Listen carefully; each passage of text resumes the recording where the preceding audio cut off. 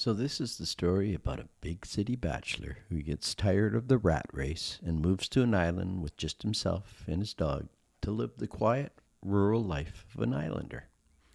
At this point, life is good.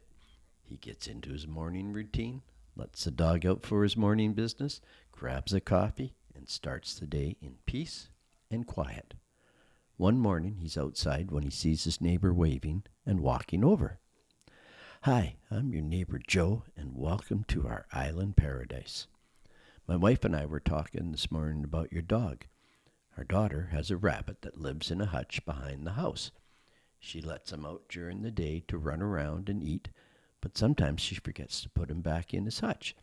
We don't have any fences here, so we're just a little worried about the rabbit and our daughter's feelings. I know we're not in the big city, but we still have bylaws about dogs running loose. So if you could leash him or build a dog run, we'd really appreciate it." And off he goes. So things are good for a while. The guy walks the dog 3 or 4 times a day on a leash, and the routine is born.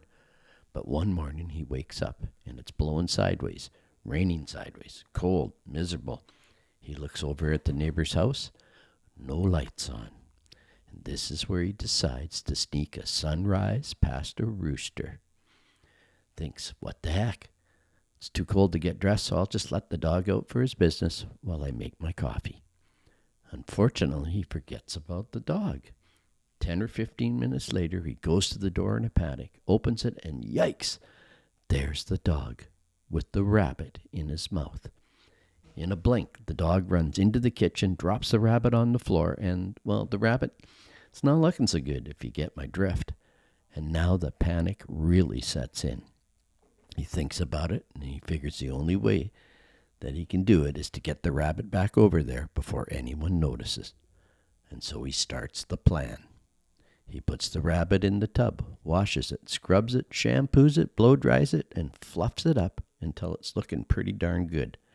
Now he waits for the opportunity, which thankfully comes later that evening when he sees the neighbors leave the house. Yes, this is my big chance. He sneaks over, puts the rabbit back in the hutch, and heads home like nothing ever happened. Anyways, the next day he sees his neighbor Joe waving frantically for him. Joe comes over looking completely exasperated and says, "Hey man, I just want to give you the heads up about something very strange going on in the neighborhood. A few days ago, our daughter's rabbit passed away, and we buried it in the backyard. And this morning, it showed back up in the hutch, looking like it was ready to go to the prom."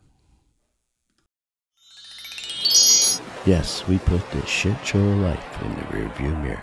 So buckle up, boys and girls. Welcome to WiZZZard Talk.